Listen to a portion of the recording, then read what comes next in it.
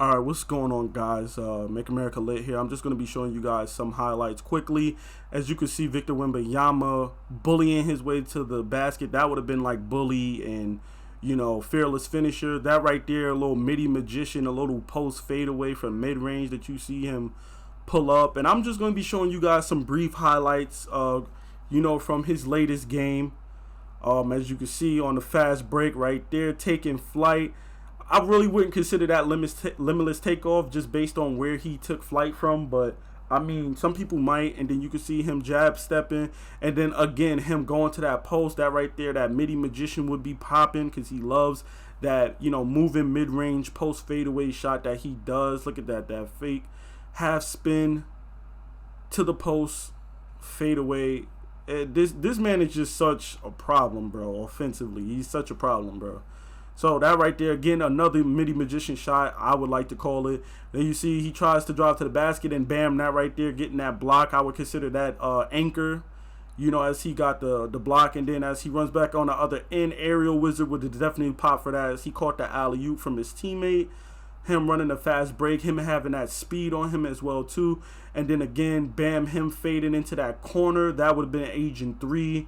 Corner specialist, although we ain't messing with corner specialists this year in 2K23.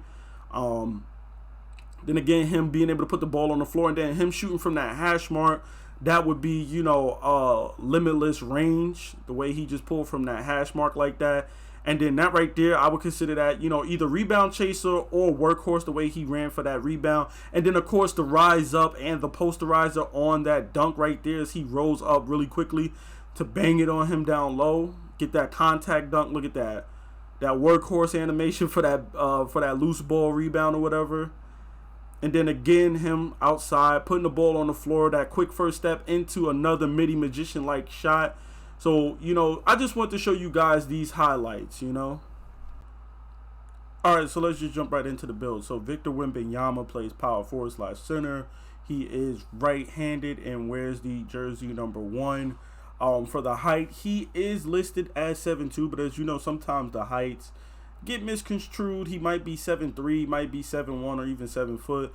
But I went with 6'11" height just because at 7 feet, first of all, you when you make a power forward, you're capped at 7 feet. I don't think you can't go above 7 feet at power forward. You can go under, but you can't go higher. And then also, even if you did remain 7 feet, you wouldn't be able to get a high enough ball handle. So I went with 6'11". You can go 7 feet when you make this build, but again, you aren't going to get like anywhere near the stats that I'm getting at 6'11".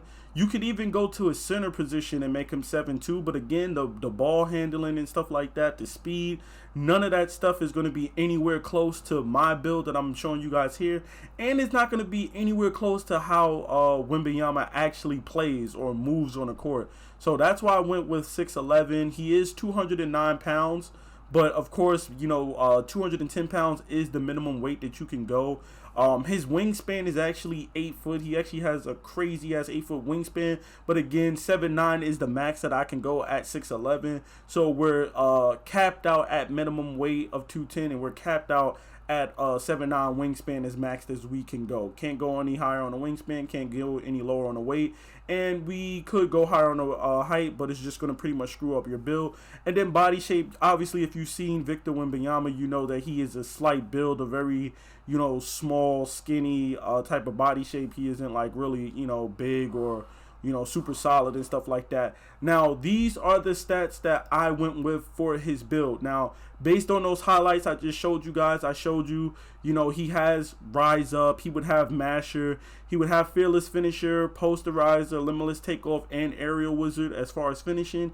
He would also have midi magician and limitless range, quick first step, and anchor. So I also added some other attributes so that he can also get badges that are relevant to the game. So again, I went with an 82 close shot, which is going to help us get that gold masher. I went with an 84 driving layup. That's going to impact acrobat, fearless finisher, and slithery and stuff like that, because he can't finish at the rim like you guys seen earlier. I went with an 86 driving dunks just so that we could get that gold limitless takeoff. We'll also be able to get those contact dunks at 84, and we'll be getting that posterizer badge at 85 on silver posterizer. So that's going to come into play as well too. I went with a 90 standing dunk, so he gets that gold rise up. As you guys can see right there, you need that 90 standing dunk to get that. And as you can see in that clip where he was like, fumbling for the ball or whatever, he went right up with it, got that standing posterizer. So, that's why I went with 90 standing dunk and that driving dunk, because then he will get contact dunks, not just driving contact dunks, but he'll also get the big man below standing contact dunks as well, I believe, based on his height and stuff like that. Post control. Now, here's the thing about post control. If you look at his playmaking, I'm going to skip over shooting briefly. If you look at playmaking, I went with 72 pass accuracy. You can go down to a 70, but I just threw 72 just to get that one extra playmaking badge. Though that one extra playmaking badge from 10 to 11. You can put the speed with ball up, but you're going to max out your speed with ball to a 65 or a 69 or something like that. I forgot what the actual thing is. It's probably like 65 or something like that. But if you max out your speed with ball, you're only going to get one extra playmaking badge. And because speed with ball only affects your first step, which he does have a very explosive, quick first step or whatever like that off the ball and stuff like that, he mostly doesn't really go to the rack. As you've seen in those clips or whatever, he kind of just uses that step to either go into a post or, shoot like a moving mid-range shot. So I wasn't really concerned with him having a crazy high speed with ball or a crazy high acceleration. You know what I'm saying? We wanted him to have a ball handle because he can't put the ball on the floor. And then I threw, a 70 pass accuracy at first because, you got to be able to pass the ball in this game. You don't want your passes to be picked off and stuff like that. And then I went with the 72 pass accuracy because I wanted him to get that extra badge point or whatever, going from 10 to 11, which is going to be big as we get those extra +4 badges that we go for, and then the +4 or 5 that we get from flashback games or whatever. Now, here's the thing as well. I went with a 94 post control, even though that's going to impact his finishing badges. It's also going to impact what badges we get at playmaking, because with the 94 post control, that's going to unlock gold unpluckable for us. Now, if you look at that, previously with the 70 ball handle, we only would have been able to get bronze unpluckable. And as you know, in this game, bronze unpluckable, you might as well just not have unpluckable because people are going to be ripping you left and right. You want a minimum of at least gold unpluckable. So we went with that 94 post control so we could get gold unpluckable, but we also went with that 94 post control so that we can unlock that gold quick first step, because as you can see, unpluckable only needs an 84 post control to unlock gold unpluckable, but to get gold quick first step you need a 94. So that's why I shot for that 94. So now we'll have gold quick first step and gold unpluckable, taking up 9 of our 10 or 11 points now. And then we also are going to have access to that Hall of Fame vice grip, which is very, very vital when you're playing that big man role. You're playing the 3 in park, or you're playing the 4 or 5 in rec. Pro-Am, you're going to need that vice grip badge when you grab them boards. People like to spam you and stuff like that. And that's going to help with, keeping control of the ball and not getting ripped or the ball poked loose and stuff like that. So you'll be able to throw like a bronze, or silver vice grip with those 2 extra badge points. But if you look at the badge count, because we have that 70 pass accuracy, we'll be able to put some other stuff on. You got bailout, you got break starter, you got dimer, floor general, post playmaker, needle threader, nice badges like that, special delivery. But I'm probably going to just end up throwing bronze clamp breaker on, because that's going to help me with beating the defender off the dribble and stuff like that, getting to the basket for those dunks and those contact dunks and stuff like that. So that right there, I just wanted to explain to you guys why I went with the crazy high post control with 94. But also, he does play in the post out of the mid-range. As you can see, he likes to post up and do those half spins and those post fadeaways and stuff like that. So that 94 post control is going to come in handy for that too. It's not just going to be just for getting an unpluckable and quick first step, which was the main reason why. But if you read it, it says, it's good while it determines success when performing spins, drives, drop steps, and other moves from post position, which will include post fadeaway shots and stuff like that of that nature too. And then of course, we went with 81 mid-range so that we get that Hall of Fame midi magician, because as you've seen in those clips, he loves shooting that post fade out of the mid-range or whatever like that. So really you could go with an 81. I just went with an 82 so we get that extra badge point, because as you can see, we go from 20 to 21 shooting, and shooting is king. In any 2K game, you want as many shooting badges as you could possibly get on your build.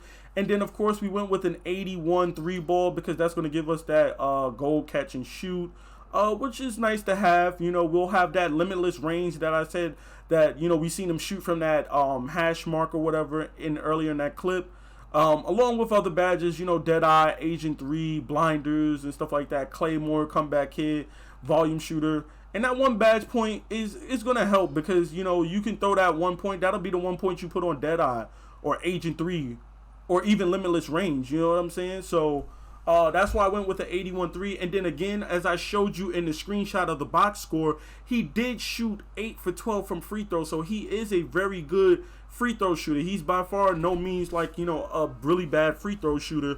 So we went with the 76 free throw. Anything above 72, 73, I feel like you're getting into that decent, you know, territory. So you know, you can shoot lights out with the 76 free throw if you know your free throw. And then for the defensive side of things, I didn't really see too many defensive clips from him when I was like looking at him online, besides those blocks. He loves getting those blocks. He is a very good rim protector. He, you know, gets tons of blocks, and as you can see in the box score, besides that one block that we've seen, he did have 5 blocks that game against G League Ignite. So because of that, I went with a 76 interior defense, which will make us, you know, somewhat decent in the post and stuff like that when people try to post us up. We are 6'11", you know what I'm saying? And if you play rec, you'll notice that a lot of the guys that you play at the 4 will be small forwards. So they will be like 6'8", 6'9". You will have that height advantage on them most of the time, you know?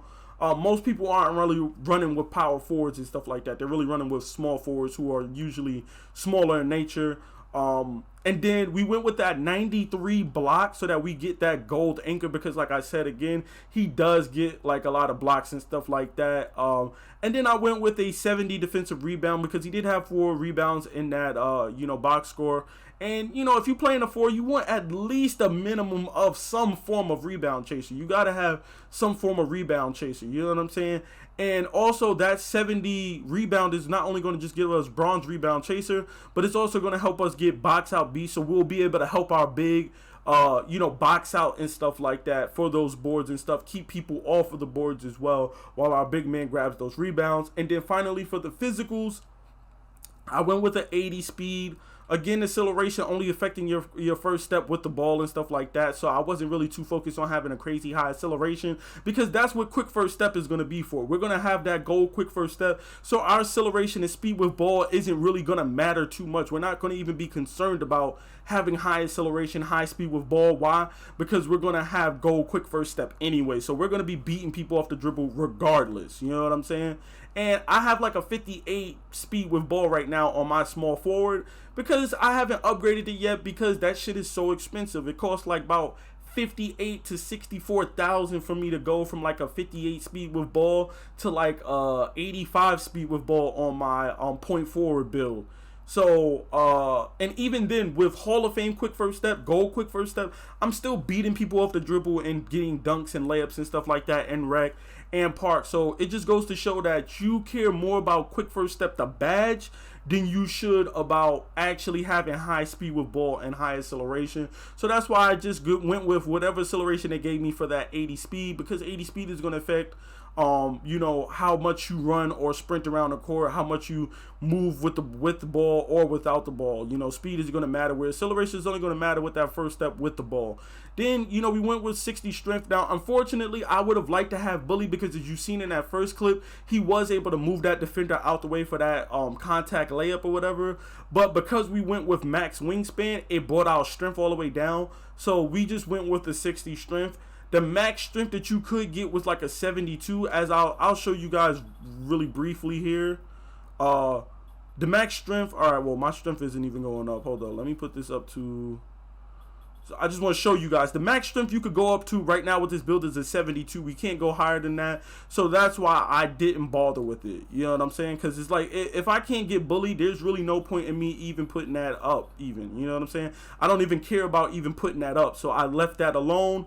I left it at a 60 strength. We went with the 75 vertical, which I feel is decent enough to, you know, make sure that we get in those contact dunks. Increases our chances, you know, of dunking it down on people. And it's going to help us with getting those rebounds with the, you know, just only having a 70 rebound. You want to be able to have like a higher vertical, you know, mid to high vertical, so you can get those rebounds, especially when you have a lower level of rebound chasing and stuff like that. And then finally a 80 stamina, because you don't really need a 95 or 99 stamina. A 80 to 85 stamina has worked perfectly fine for me. I still shoot well above 50% from the 3 and from the field. Stamina doesn't really affect me, and I think I've seen the Gatorade symbol one time since I've played 2K23 and I had my stamina at like an 80. I think I've seen the Gatorade symbol one time, and that was on my center build. That wasn't even on my small forward or my shooting guard build. So there you have it, our Victor Wembanyama build. 24 finishing, 21 shooting, 11 playmaking, and 14 defensive. And then finally, we got the takeovers of sharp take, rim protector take, and post scoring take. Of course, you know we going with that post scoring take because you've seen him. The man loves the post. And then you could go with spot up take or rim protector take. And I feel like either one of these can work for him because, again, like I said, in the box score, you see he was 7 for 11 from 3, but he also had 5 blocks, bro. So you can go with either one of these takeovers. It don't matter. Rim protector, spot up, you could do whatever you want, honestly. You want rim protector take to help you get those 5 blocks that he had? Throw a rim protector take. If you want to, you know, be able to spot up and shoot like how he was shooting and when he was 7 for 11, you could go with spot up take. Now, for me, I went with post scoring and spot up because I feel like he, even though he's good defensively, you know, with rim protecting and getting those blocks like that, he is an offensive powerhouse. So I went with post scoring and spot up. And, you know, once we create our build, you'll see that we have built a 3-level scorer because he can score on all 3 levels with shades of Jaren Jackson Jr., John Collins, and Amari Stoudemire. So there you have it. This is my version of Victor Wembanyama. Please be sure to drop a like, comment, and subscribe for more NBA 2K23 content. I'm out, guys.